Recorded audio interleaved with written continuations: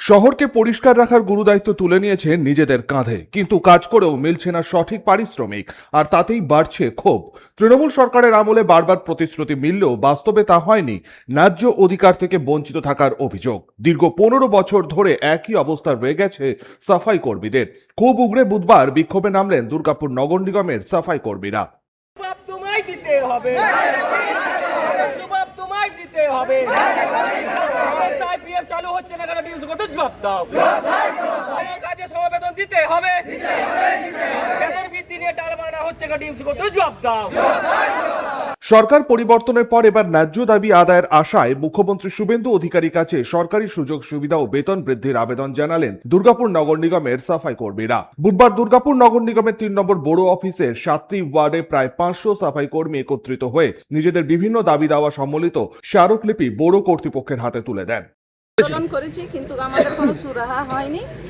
আর এই যে এখন বিজেপি সরকার এসেছে, সবারই বেতন বৃদ্ধি সব কিছুই হলো, কিন্তু আমাদের জন্য কিচ্ছু হলো না। আর আমাদের কোনো উল্লেখ নেই যে আমরা কোন পথে দাঁড়িয়ে আছি, আমাদের কোনো উল্লেখ নেই। তো এই যে বাজারের দর যে বেড়ে গেছে, তাতে কি এই 200 টাকা রেটে কি দিন যাবে?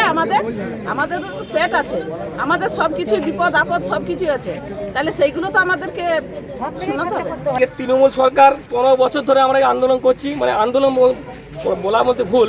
আমরা বেতন বাড়ানোর জন্য যে প্রতিশ্রুতি নিয়েছিলাম, ডেপুটেশন বলুন 50 বার ডেপুটেশন দিয়েছি তৃণমূল আমলে, আমাদের কোনো সোনা করেছে। আজকে যে তৃণমূল সরকার ছুড়ে ফেলেছি, আমরা বিজেপি সরকারকে নিয়ে এসেছি। বিজেপি সরকার এনে বলেছিল যে কাজে বেতন দেবো। তা আমরা আজকে কোথায় বসেছি, কারণ আমাদের 200 টাকা বেতনে আর চলছে না। আমরা চাই যে কাজে বেতনটা লাগু করা হোক, 100 দিন আমরা আর ইএসআইপিএফ চালু করা হোক, সপ্তাহে একদিন ছুটি দেওয়া হোক। কিন্তু কোনো কোথায় কিন্তু কেউ মানছে না।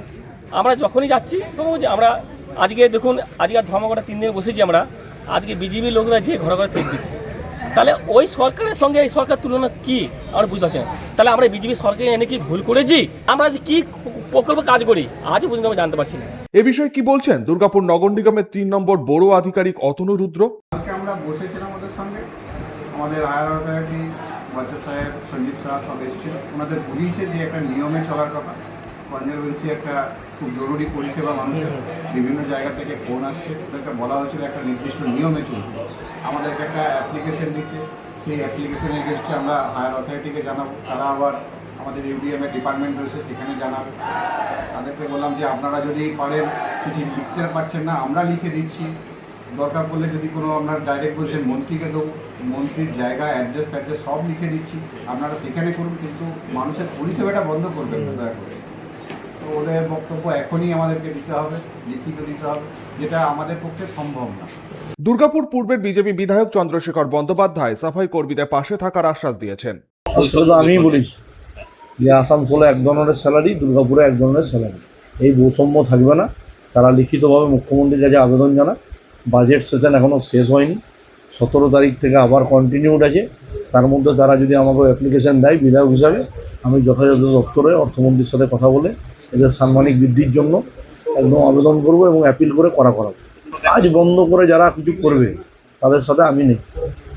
আগে যে কোনো জিনিসে হচ্ছে যদি ট্রেডটা থাকে তবে তো ইউনিয়ন থাকবে, ট্রেডটা যদি না থাকে তো ইউনিয়ন কোথায় করবো? আর ওসব কংগ্রেসের একজন আছে মাঝে মাঝে উস্কায়, তারপর আবার সে ঘুমিয়ে যায়। বেতনটা তো আর কংগ্রেস দেবে না, বেতনটা দেবে রাজ্যের সরকার। রাজ্যের সরকারের সাথে যোগাযোগ করতে হবে। সনাতন গড়াই, 99 নিউজ বাংলা, দুর্গাপুর।